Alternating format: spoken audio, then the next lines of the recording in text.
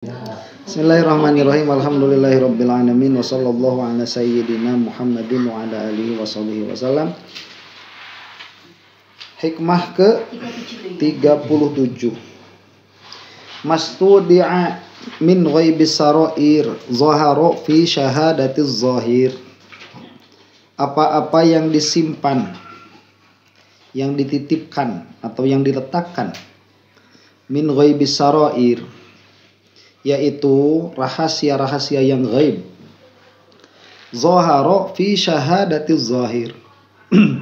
Itu akan nampak pada zahir yang bisa disaksikan.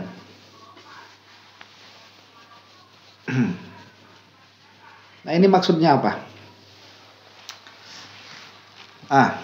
Begini. Seseorang yang berjalan menuju Allah itu suka memiliki ahwal di dalam kolbu itu. Nah, saya kemarin udah bilang ya, yang namanya ahwal itu dia beda dengan ilmu. Ilmu itu kalau kita ditanya 2 miliar tambah 2 miliar berapa? Jawabannya 4 miliar. Tapi nyebut-nyebut 4 miliar gak ada seneng di hati, itu gak ada. Tapi kalau misalkan uangnya udah di depan, itu beda. Itu kalau bawa duit 4 miliar dalam keadaan sakit, disuruh ngambil di Cikajang tapi sambil jalan kita. Itu lagi hujan gede juga, seneng aja udah. Ya, langsung sehat itu. Itu lagi sakit. Itu ada yang mau ngasih duit 4 miliar di Cikajang, ambil sekarang, oke. Itu berarti di dalam hatinya ada apa? Ada ahwal. Nah, ahwal ini jangan kadang-kadang begitu ya, malah sering sekali. Jangankan untuk orang lain, untuk diri kita sendiri pun makhfi, tersembunyi.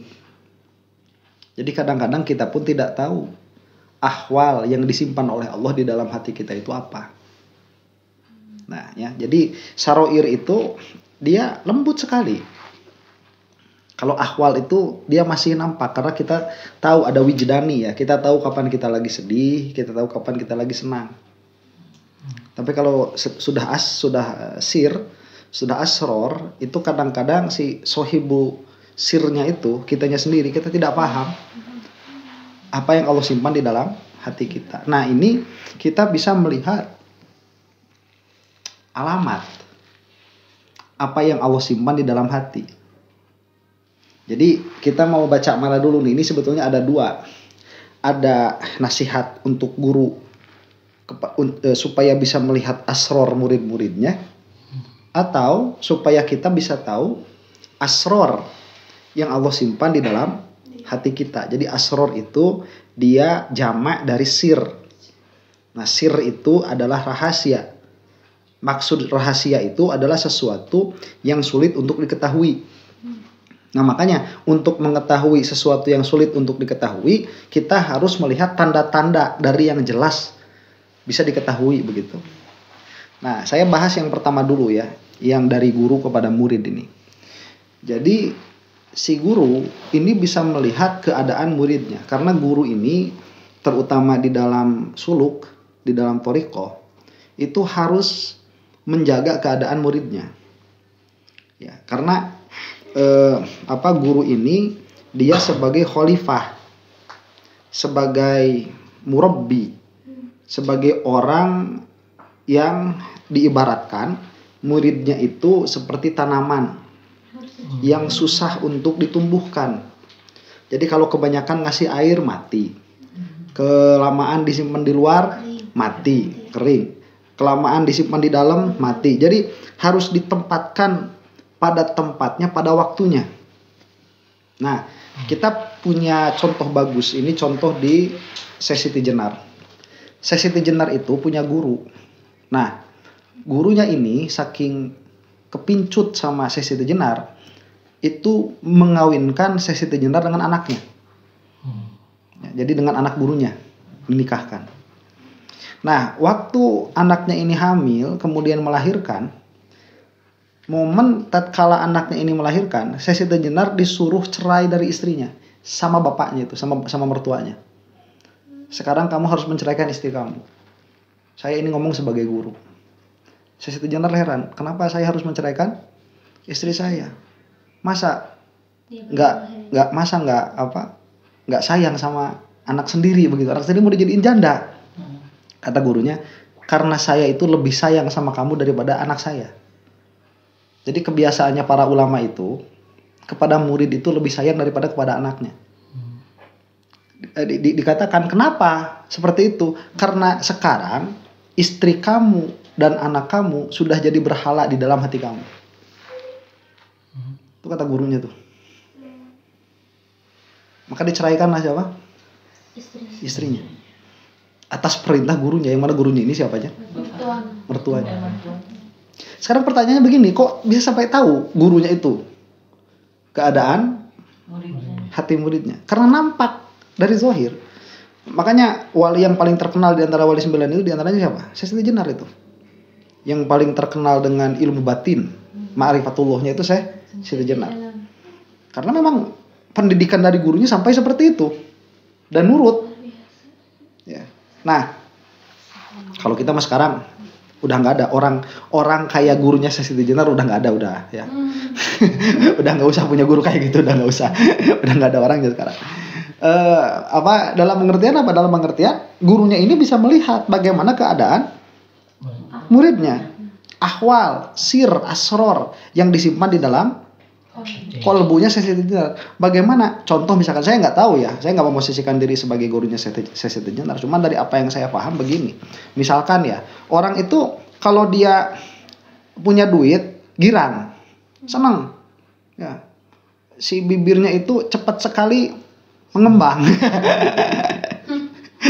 Ya, tidak ada orang pagi-pagi keluar rumah, buka pintu, ada tetangga disapa, assalamualaikum, nggak cemberut nggak? Ya, ada yang jualan bajigur dipanggil, CRT disuruh jajan, wah itu senang begitu. Kalau lagi nggak punya duit dia bawa air keras. Ada mobil orang lain disiram pakai air keras, itu kan ada beritanya tuh. Anak kuliah. Itu kan menunjukkan kepada apa yang ada di dalam hati kan. Ini saroir. Orang itu kalau lagi punya uang seneng, lagi nggak punya uang dia cemberut, dia sedih. Berarti Allah itu hilang dari dirinya. Karena jika sirnya itu beserta Allah Subhanahu wa taala, Allah itu tidak pernah hilang. Maka keadaannya akan stabil begitu, akan tumakninah. Kalau nggak ada berarti masalah. Nah makanya si guru ini dia suka mendidik murid-muridnya itu berdasarkan asror yang nampak pada zohirnya. Paham ya? Nah jadi makanya bahasa hikam begini, mastudi'a min ghairi saroir zaharo fi syahadati zohir. Apa-apa yang disimpan yaitu sir yang ghaib itu akan nampak pada zohir yang terlihat. Nah sekarang begini, karena kita mah udah nggak punya guru mursyidnya, udah nggak ada. Saya mah nggak ngaku sebagai guru mursyid, jauh. Nanti kalau misalkan mau jadi murid suluk saya, tunggu saya sampai umur 70 tahun. Ya kalau saya ini ilmunya udah komplit, ilmunya udah komplit, saya sendiri sudah teruji. Udah mulai jenggot putih. Ya jenggotnya udah mulai jenggot putih. Terus nanti dipanggilnya udah bukan A Guru Tigarut tapi Aki Guru Tigarut. Ya dia udah dipanggil jadi Ki Guru Tigarut. Nah itu bisa lah jadi jadi murid suluk saya bisa lah. Kalau sekarang itu boro-boro ya, orang gede dikeun. Ya jadi saya mah nggak mengaku. Jadi guru itu nanti ada 3 jenis guru itu ya. Ada guru tarbiyah, ada guru taklim, ilmu tuh. Ada guru tarbiyah, ada guru mursyid. Ya. Mursyid bukan mursyid. Ada 3, saya lupa itu ya. Saya lupa jenis-jenisnya itu. Ya ala kulli halin kalau saya ini hanya sebagai guru ilmu saja. Hanya sebagai guru ilmu saja. Maksud sebagai guru ilmu itu apa? Ya kamu tanyakan sama saya mana yang benar mana yang salah, saya jawab. Ya. Terus tanyain ini bagaimana hukumnya, itu bagaimana hukumnya, saya jawab. Terus pengetahuan tentang Allah, tentang Nabi, tentang hari akhir, saya jawab. Nah, itu guru apa? Guru ilmu. Nah, guru ilmu itu tugasnya cuman satu aja, apa? Ngasih ilmu yang benar. Itu aja. Itu tidak boleh terbiaskan. Misalkan nanti nanya nih, misalkan ini mah ya contoh misalkan ada murid nanya, Pak Ustadz, gimana hukumnya nyicil motor? Nah, ini karena Ustadz yang masih punya cicilan motor, bilang boleh, misalkan begitu. Padahal di dalam pengetahuannya nggak boleh, misalkan begitu. Ya itu nggak boleh, khianat ilmu itu nggak boleh. Seperti itu. Kalau ditanya ini gimana, sholatnya sah atau enggak? Karena misalkan orang ini baik, suka ngasih, kita bilang sah. Ya, cuma orang ini mah nggak baik, cara ngasih kita bilang nggak sah, nggak boleh. Nah, itu nggak boleh khianat ilmu. Itu tugasnya apa? Guru ilmu tuh di situ aja. Nah, kalau sudah guru tarbiyah itu sudah bukan di situ letaknya. Kalau guru tarbiyah itu atau mursyid itu sudah seperti gurunya Siti Jenar tadi. Tarbiyah itu udah kayak gitu. Jadi kamu itu nanya, saya ini hari ini harus ngapain, besok harus apa yang tidak boleh dikerjakan, apa yang harus dikerjakan, dan jawabannya itu partikular hanya kepada dirimu saja. Makanya nanti aneh-aneh kalau ditanya itu guru-guru mursyid itu. Ada yang disuruh macul, ada yang disuruh ngebersihin kolam, ada yang disuruh jalan dari sini ke Solo, ada tuh. Ada. Jadi kalau misalkan gini, ada orang ya. Jadi di dalam hatinya itu, di dalam kolbunya itu, si duit itu udah jadi Robun. Udah jadi Tuhan duit itu. Ya, dan ini dia pengen bener si muridnya ini. Dia datang ke gurunya, Pak Guru, saya didik saya. Dia pun nggak tahu apa yang mau dididik. Cuman gurunya melihat kepada sir. Jadi gurunya nggak ngasih sholat, nggak ngasih tauhid, nggak. Itu ngebenerin sirnya aja, ngebenerin asrornya. Ini dilihat nanti sama gurunya, kamu itu duit itu udah merasuk ke dalam kolbu, ya, udah merasuk ke dalam hati. Nah, kamu jalan ke Solo jangan bawa duit. Nanti di Solo ada teman saya namanya Anu. Kalau udah sampai WA. Nah ini apa namanya? Ini ada bajunya buat sholat, buat segala macam. Bawa baju satu setel, buat ibadah satu setel. Jalan. Perintahnya kayak gitu. Nah itu akhirnya dia jalan. Padahal dia banyak duit. Padahal dia bisa naik kendaraan. Nah nanti sampai di Solo, kalau masih hidup, itu asrornya berubah. Karena dia akan mengalami pengalaman yang nggak biasa, biasanya seperti itu. Nah guru seperti itu sekarang hampir punah, hampir nggak ada guru seperti itu. Kalau Habib Ali bilang sealam dunia itu paling cuma 1 atau 2 saja. Ya, guru seperti itu. Karena kenapa? Karena untuk sampai jadi guru seperti itu, dianya sendiri harus sampai duluan. Jadi dia kolbunya harus bersih. Ya, makanya kenapa banyak guru-guru yang mengeksploitasi keadaan muridnya itu pada nggak sadar. Ya, jadi muridnya nggak sadar keadaan gurunya pun nggak sadar keadaan dirinya. Jadi seolah-olah dia itu udah pantas jadi mursyid, padahal belum. Nah makanya untuk orang-orang yang tidak memiliki guru mursyid, padahal keadaan qalbun salim itu kada ayyakunna mustahilan bi ghairi mursyidin. Untuk kembali kepada Allah dalam keadaan qalbun yang salim, dalam keadaan hati yang bersih, itu hampir mustahil kalau nggak punya guru mursyid. Tapi sekarang guru mursyidnya udah nggak ada. Paham? Nah, pada akhirnya gimana? Pada akhirnya kita itu harus teliti sendiri. Harus tahu sendiri. Makanya ada banyak nasihat itu. Kalau nggak punya guru mursyid, itu ada 2 jalan keluarnya. Apa? 1, baca Ihya Ulumuddin.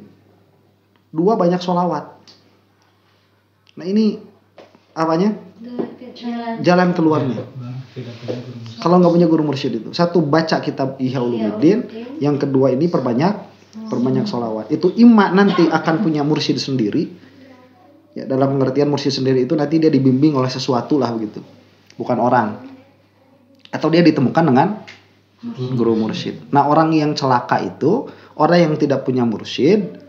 Yang lebih celaka lagi apa? Orang yang punya mursyid palsu. Itu yang lebih celaka lagi. Nah, makanya sekarang mah kita ketemu sama guru ilmu juga udah susah. Ya, apalagi mursyid. Karena banyak orang itu dia ngajarin tauhid tapi dianya sendiri tauhidnya nggak punya, ngajarin sholat dianya sendiri sholatnya nggak sah begitu. Banyak sekarang kayak gitu.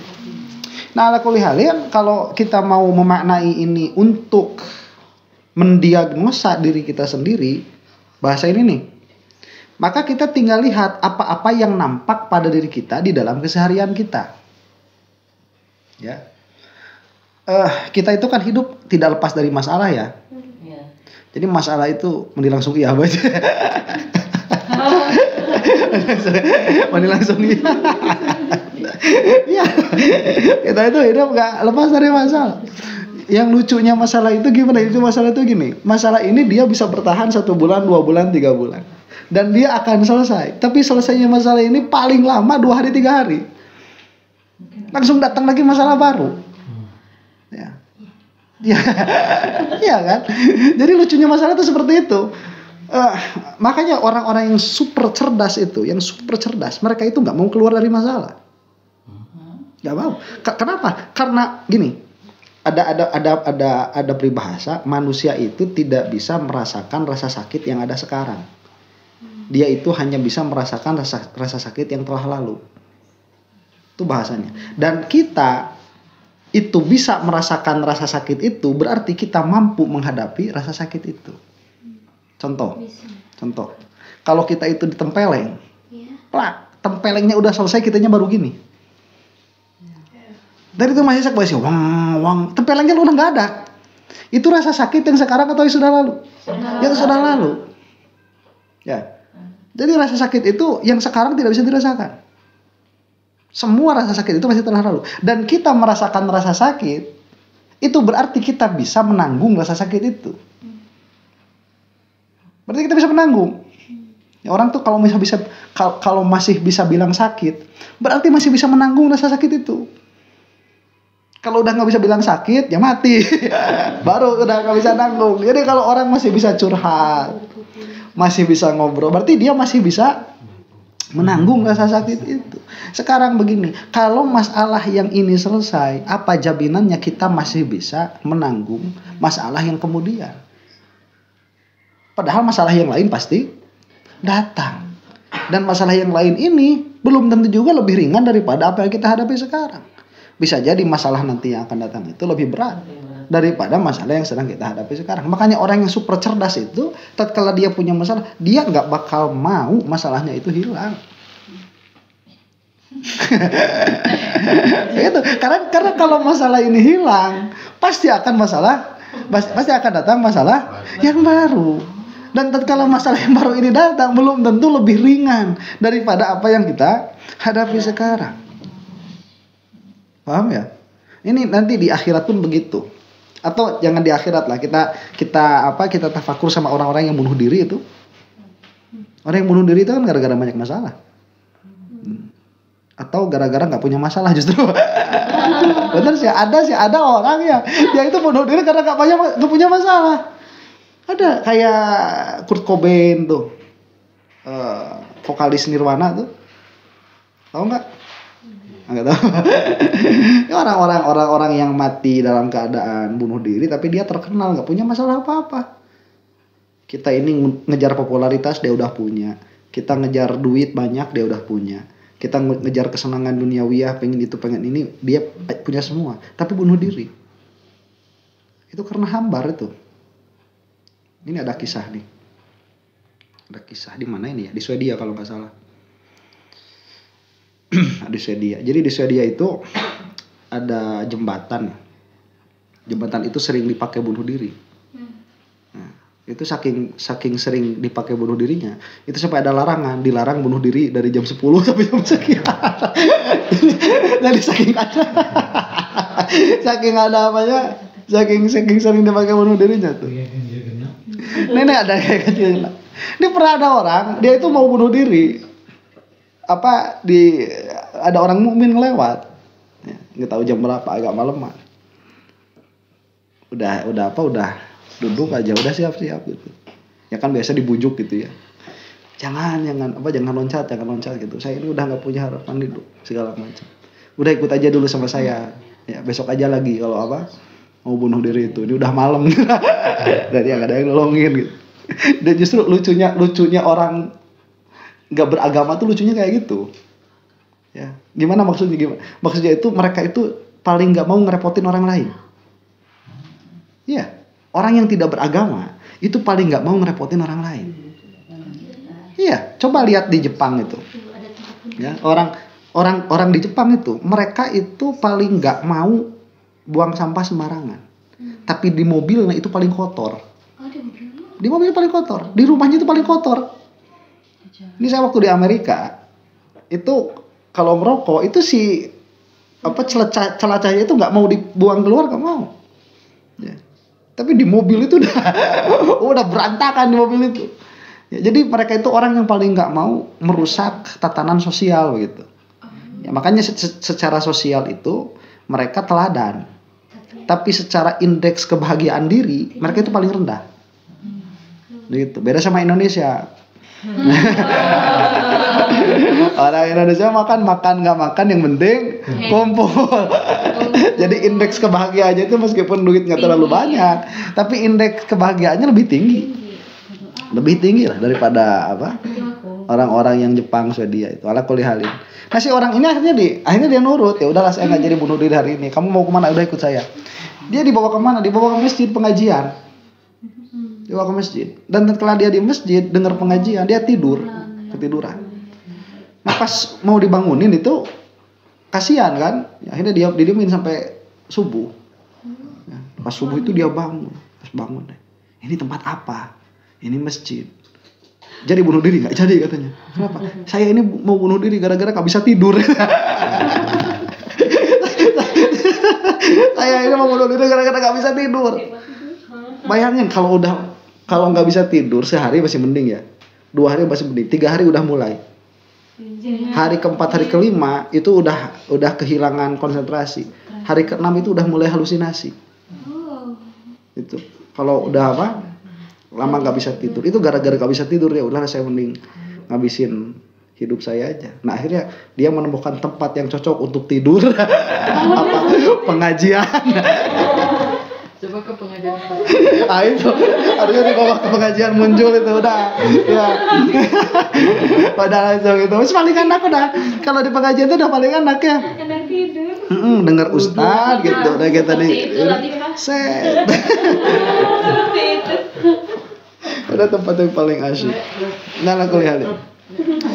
Jadi karena kita itu bukan termasuk orang-orang yang beruntung sehingga punya guru mursyid, akhirnya kita harus mendeteksi keadaan asror kita sendiri.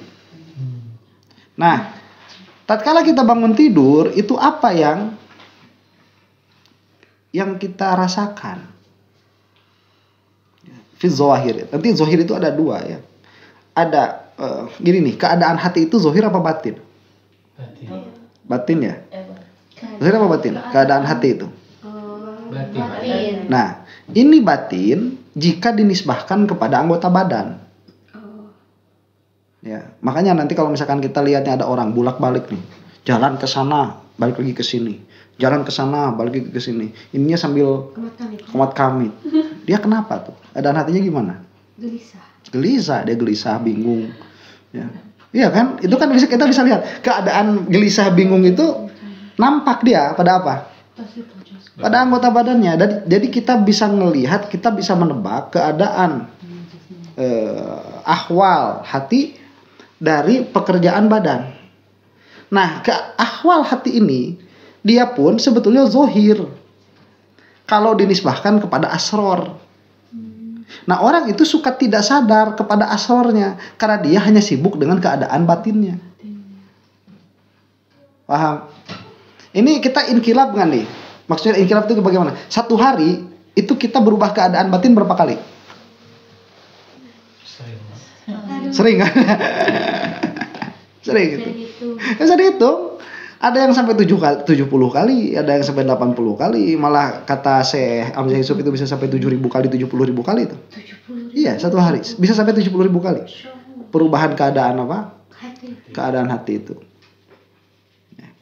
Nah, kita berapa kali misalkan? Yang kita sadari saja. Nah, itu kan nggak sadar kan? Nggak sadar. Nah, dalam inkilab ini golibnya dua saja umumnya. Apa? Sedih dan senang. Tapi nanti dari sedih ini dia banyak lagi cabangnya, dari senang ini juga dia banyak lagi cabangnya gitu. Nah, kita ini masih labil Pak. Akhirnya kan berarti kalau senang berubah sedih, terus sedih berubah senang, labil nggak nih? Labil berarti kan? Ya, labil. Kita dapat aduh besok harus lembur, drop. Ya. Drop, besok harus lembur. Datang tukang bajigur, bajigur. Tenang. Datang, Bang bajigur habis, drop lagi. Ya, drop lagi. Datang ke ini. Oh, Pak Kunawan, tadi pengen baju udah sama mama beliin. Iya, sok beliin. Seneng lagi. Ya. Pas balik lagi, Pak udah habis juga, drop lagi. Wah, terus aja kayak gitu. Ya, ini keadaan sehari itu. Jadi kita bisa bolak-balik orang kali. Coba, ini kita jangan lihat keadaan kolbunya. Ini asrornya gimana? Berarti di belakang itu apa yang ada di dalam kolbu? Di sebalik kelabilan itu, berubahnya senang dan sedih yang sangat cepat berubah. Ada apa itu? Ada apa? Ghaflah. Seolah-olah Allah itu nggak ada, Allah itu nggak dilihat sama sekali itu. Ya, ghaflah berarti. Jadi sirnya hancur begitu. Ya, dia orang yang ghaflah, minal ghafilin. Tapi coba nih ada orang. Ini kisah nih, ada orang. Ini kisah orang Badui. Orang Badui itu mereka nomaden. Maksud hidup nomaden itu bagaimana? Maksud hidup nomaden itu dia kadang-kadang, jadi nomaden itu agak lama juga, kadang-kadang 6 bulan. Jadi gimana tergantung keadaan daerahnya. Sekarang di Arab masih ada nomaden itu. Tapi nomadennya itu udah hampir kayak permanen. Karena mereka itu berpindah 3 tahun sampai 4 tahun sekali. Jadi dia bangun rumah, itu dibangun rumah di tengah padang pasir itu, mereka bangun rumah permanen. Bangun rumah permanen. Cuman kenapa mereka nomaden? Karena harta mereka yang paling berharga itu adalah keluarga.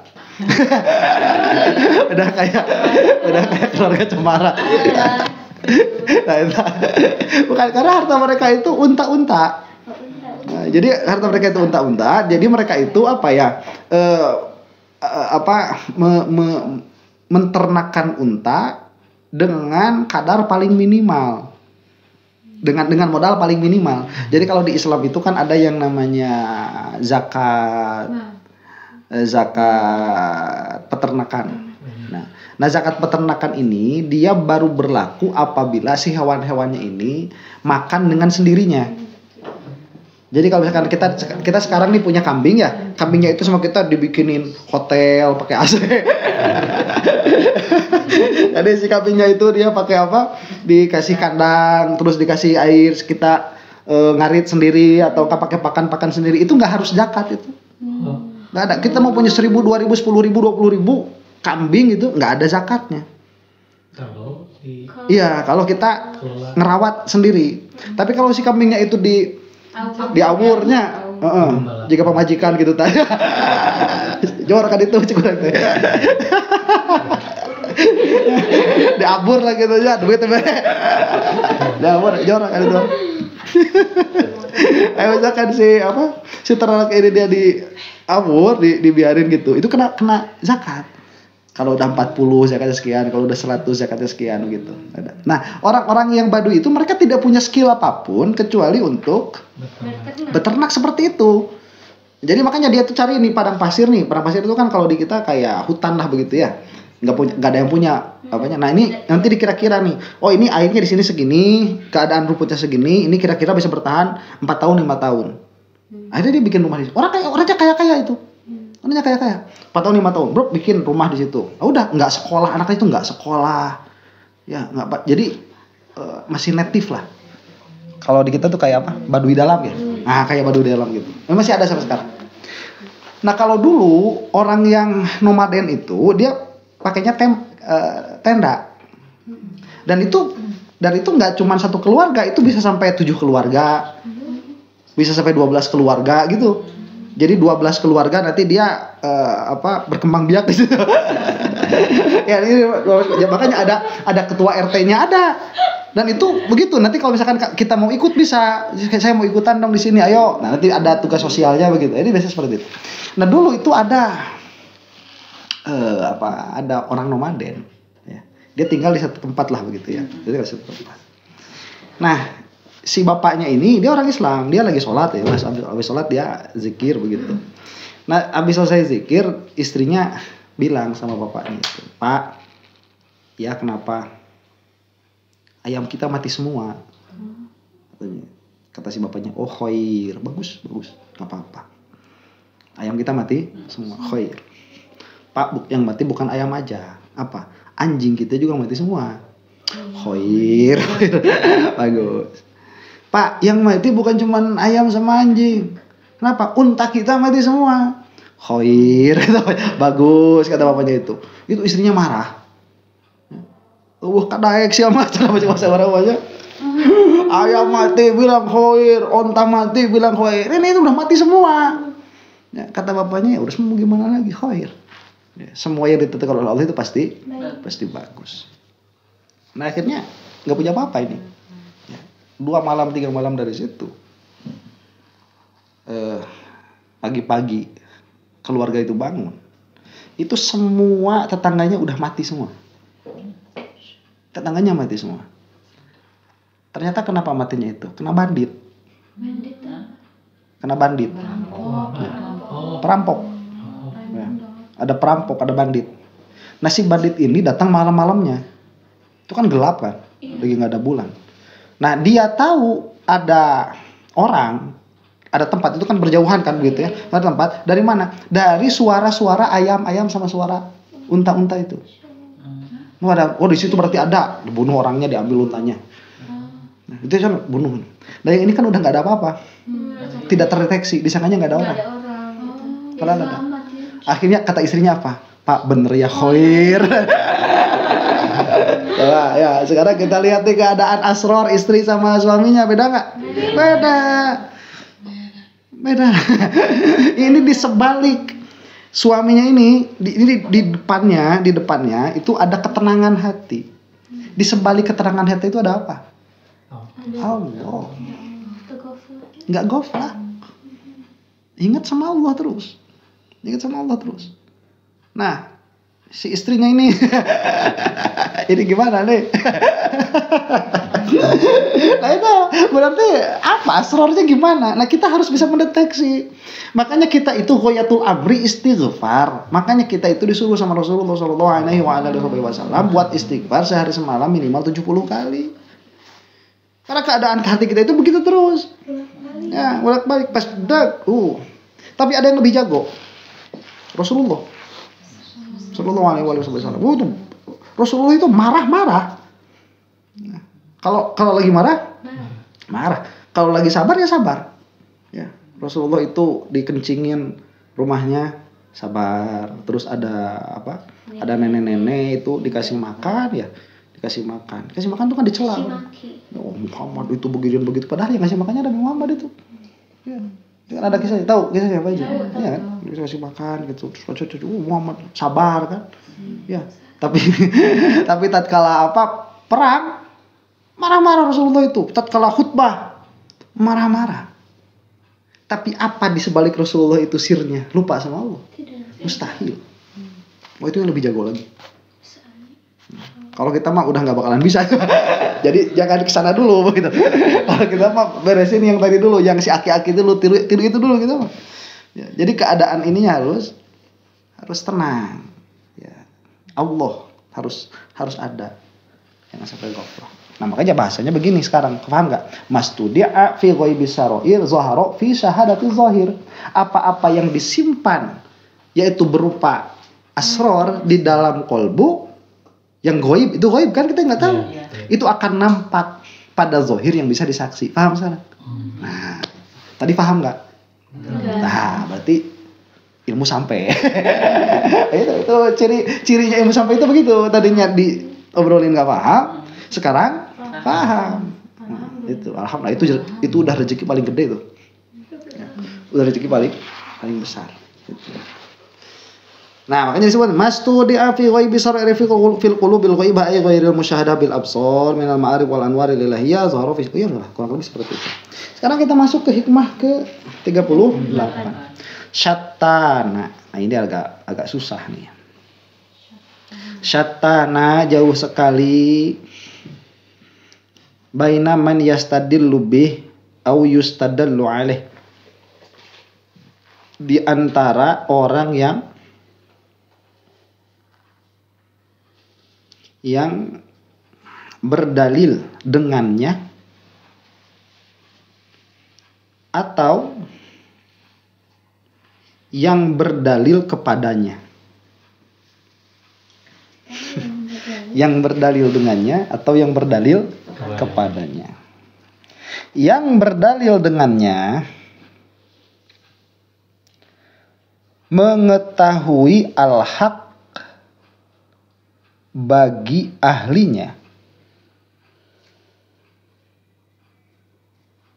dan menetapkan perkara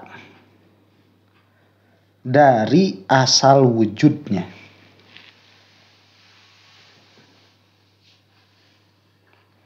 Dan yang berdalil kepadanya itu karena dia belum sampai kepadanya.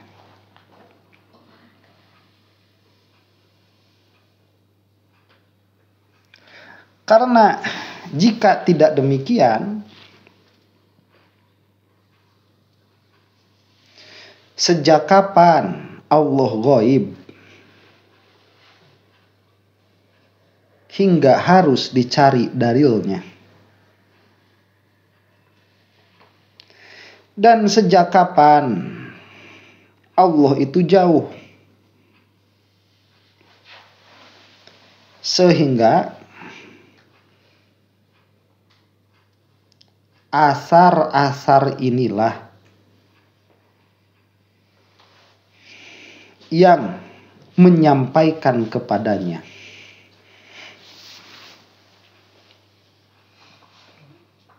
Paham gak nih?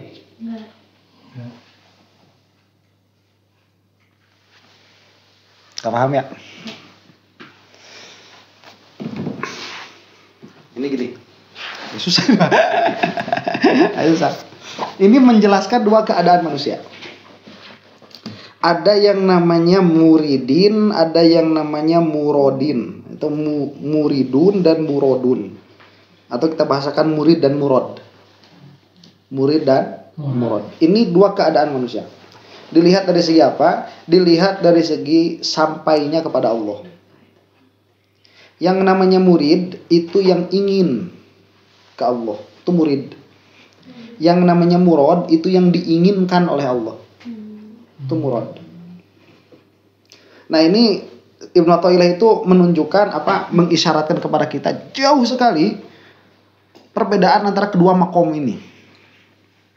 Nah, jangan dulu masuk ke sini ya. Kita ini kira-kira masuknya yang mana? Yang murid apa yang murad? Yang ingin ke Allah atau yang diinginkan oleh Allah?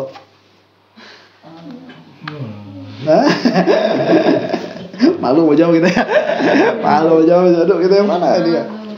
Saya kasih contoh siapa yang murid, siapa yang murad. Nih. Nabi Muhammad itu sallallahu alaihi wasallam itu sekolah di mana sampai jadi rasul? Enggak sekolah. Enggak sekolah kan, tapi jadi rasul kan? Iya. Jadi rasul. Itu murad tuh. Yang diinginkan. Udah nggak secara asbab udah nggak bisa nolak. Apakah Rasulullah itu bisa nolak dijadikan orang paling mulia, dijadikan makhluk paling mulia sealam-alam itu? Bisa nolak ke Rasulullah? Nggak bisa, karena Rasulullah itu murad, diinginkan oleh Allah. Kita itu kadang-kadang udah pengen ya nggak dapat. Udah belajar nggak paham. Udah mengeluarkan juhdun, sudah mengeluarkan apa? Kemampuan. Ya, waktu sudah dikeluarkan, biaya sudah dikeluarkan, tenaga sudah dikeluarkan. Tetap aja nggak dapat tuh ilmu. Karena kita murid. Bukan murad. Tapi orang yang murad, dia nggak mau, nggak bisa. Kamu nggak mau, nggak bisa. Itu murad. Jauh. Syatana. Jauh sekali. Nah itu secara global loh ya. Yang murid dan yang murad. Jadi karena kita itu murid, mengerahkan semua, kita kan mau kan? Mau ke Allah. Mau ke Allah. Masalahnya Allahnya mau sama kita apa enggak? Ayo ya, jadi cek orangnya akhirnya kan kayak yang pak kekeh, si itu kekeh. Urang kekeh hayang kasih itu, si itu kekeh mungka urang. Jadi pak kekeh itu namanya. Ya, jadi kita ngejar dia kabur dari kita. Syatana, ini orang yang murid itu kasihan. Ya kita mau Allah itu loh mahal.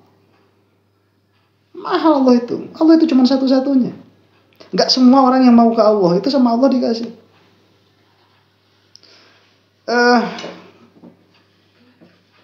Ada orang nih, namanya Spinoza. Spinoza itu dia filosof. Ya. Dia itu pencari kebenaran sejati. Maksud pencari kebenaran sejati gimana? Hidupnya itu, seluruh hidupnya itu dipakai untuk mendapatkan kebenaran, untuk mencari kebenaran seumur hidupnya itu. Sampai dia terkenal memiliki satu derajat tertentu di dalam ilmu filsafat. Kalau orang tuh bukan ahli mikir, bakal nggak dapat derajat sampai situ. Gak mungkin. Immanuel Kant, sama tuh. Ya, dia pun orang yang hidupnya itu dipakai untuk berpikir terus, ingin mengetahui kebenaran. Dan al-haq itu kebenaran itu Allah. Makanya salah satu nama Allah itu apa? Al-haq. Sampai nggak ke Allah tuh? Nggak sampai. Padahal dia sudah mengeluarkan kemampuannya. Sudah.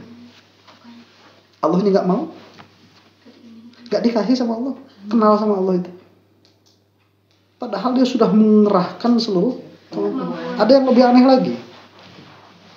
Siapa? Al-Jubai.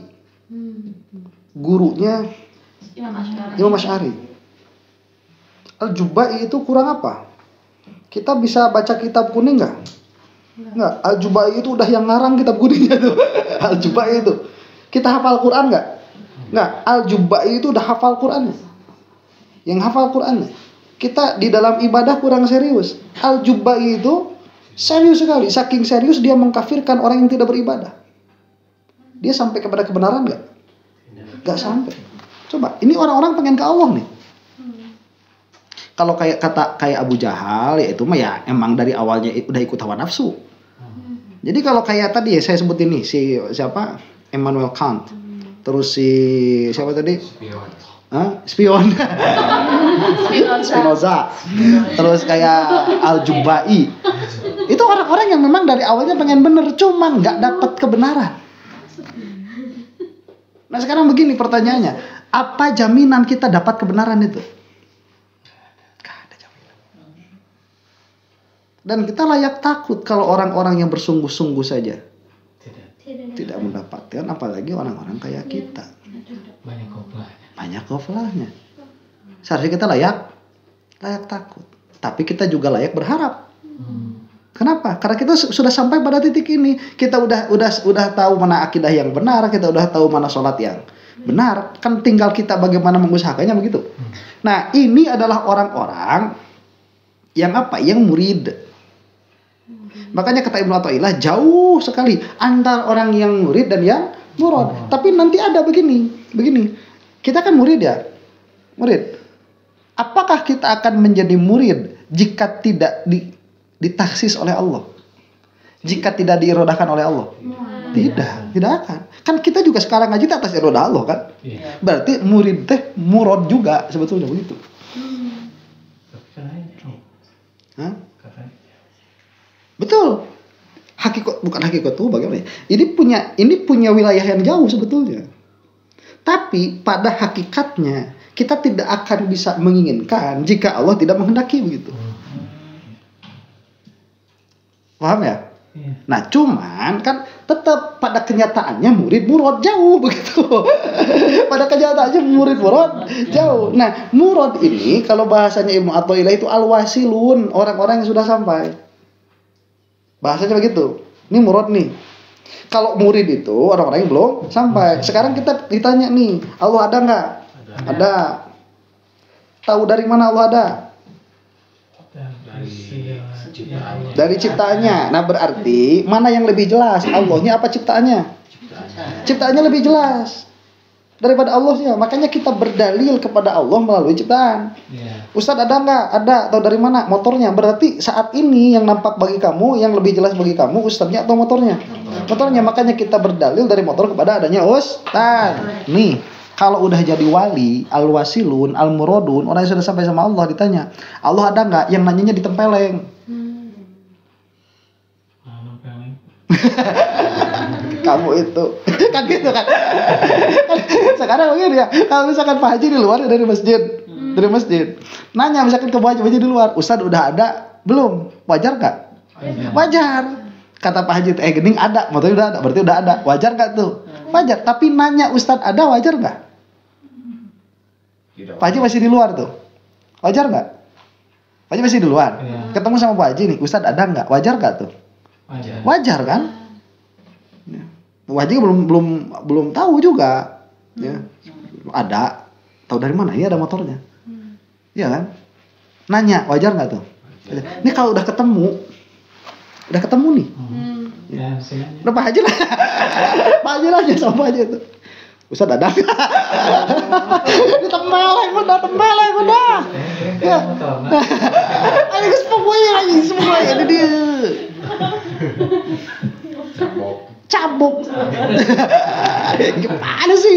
Lah kok masih nanya? Paham? Orang-orang yang nggak paham itu begini. Al-mustadil ilallah itu dia terus ngobrolin dalil, ya kayak kita begini, ngobrolin dalil. Ya kan dalil itu kan untuk tahu. Dan sudah tahu Allahnya, dalilnya udah nggak butuh begitu. Ini bedanya sama mereka. Nah, kita mah jangan dulu ke sana lah. Kita mah tahu dalil sekarang, besok ditanya lupa lagi. kita mah jauh. Nah, orang-orang seperti ini itu mereka apa ya? Orangnya loncat terus. Saya ini kan ngobrolin dalil dari hampir 8 tahun ngobrolin dalil itu. Ya kan? Ngobrolin dalil terus 8 tahun itu ngobrolin dalil, selesai. Kapan selesainya Ustaz? Gak tahu, mungkin dikasih waktu 15 tahun juga belum selesai juga itu ngobrolin dalil. Orang-orang ini mereka sudah loncat, sudah sampai bukan kepada dalilnya tapi kepada madlulnya.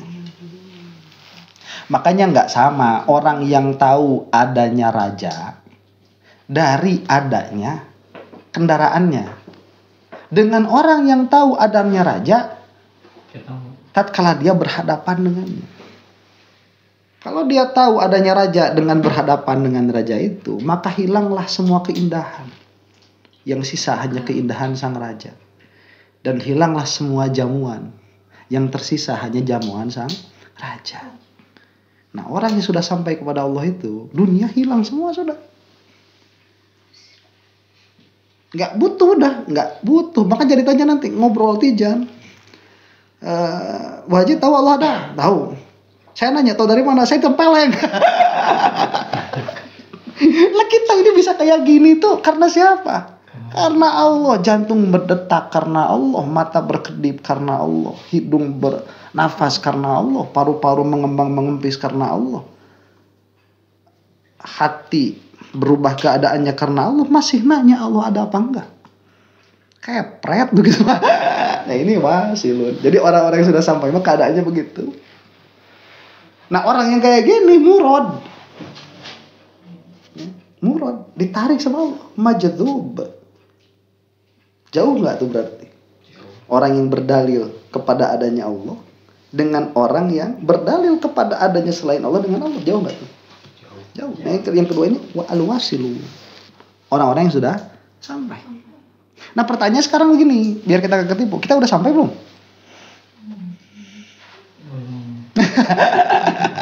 Apa buktinya kalau kita belum sampai? Ya kan masih banyak lupa. Nah itu ya udah, berarti kita sadar makom. Ini sadar makom kita itu makomnya di situ. Ya, kita terus masih kayak gini. Masih kayak gini. Tahu nggak bahwa semua perkara ini adalah ta'alluq kudrohnya Allah? Tahu. Ada nggak yang bisa memberi manfaat selain Allah? Ada nggak yang bisa memberi madarat selain Allah? Enggak, kalau nggak punya duit masih geter gak gitu.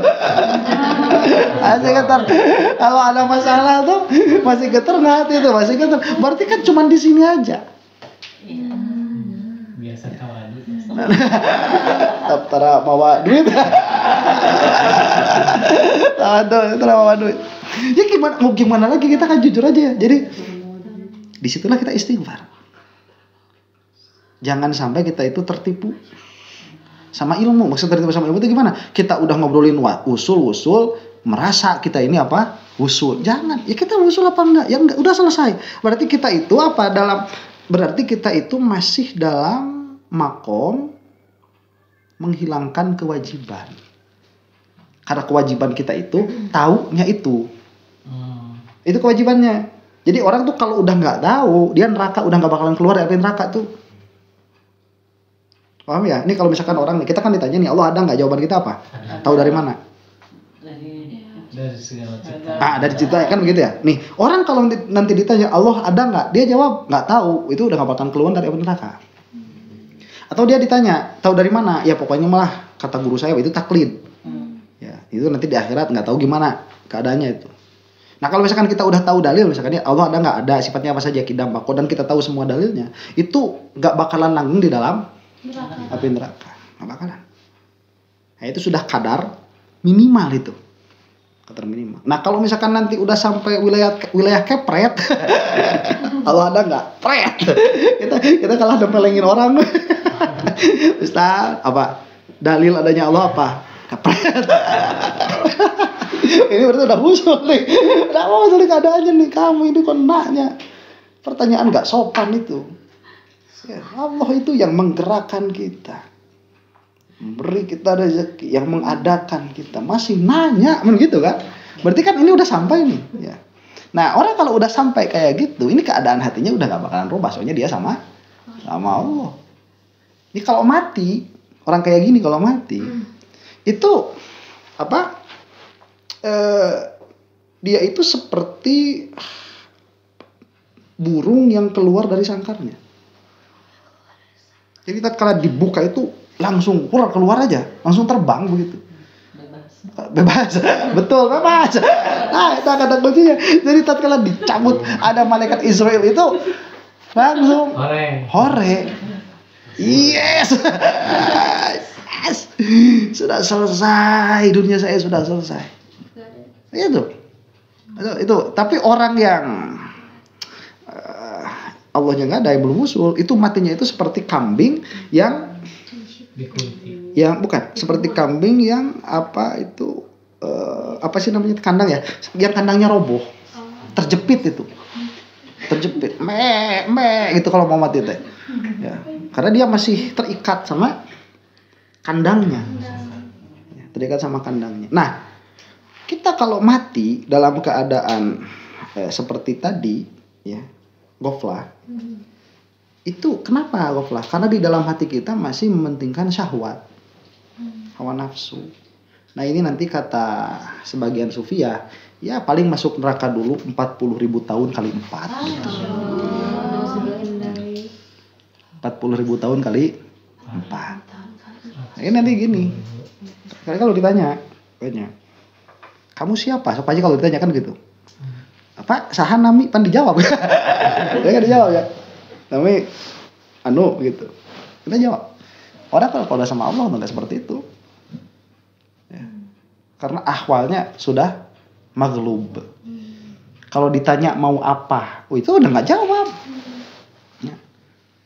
Hoyong tuang sareng naon? Tos beres takdir. Itu kayak gitu. Udah dia udah nggak apa-apa, udah sama Allah. Adanya udah sama Allah dia. Adanya apa? Nah, itu adanya apa itu masih maju. Itu masih maju. Udah kan. Cuma memang ada yang lebih bagus lagi. Siapa? Rasulullah SAW. Itu lebih jago lagi. Rasulullah itu masih minta pengen kaki kambing. Masih minta mau makan sama masih. Tapi hatinya sama Allah. Nah itu mah udah susah itu mah. Rasul yang bisa kayak gitu mah. Kita mah gak bakalan bisa kita mah. Ya. Jadi kamu mau makan yang ada apa? udah nggak bisa udah itu ya. Nggak bisa udah lewat itu mah maju. Nah makanya dan nanti ada neraka yang paling dalam apa? Neraka orang-orang yang mengaku usul padahal belum. Dia nggak bakalan sadar dia kan apa? Mencuri makom orang lain. Mengaku udah tinggi padahal kan Allah tahu. Ya, makanya makom kita makom apa? Murid. Makom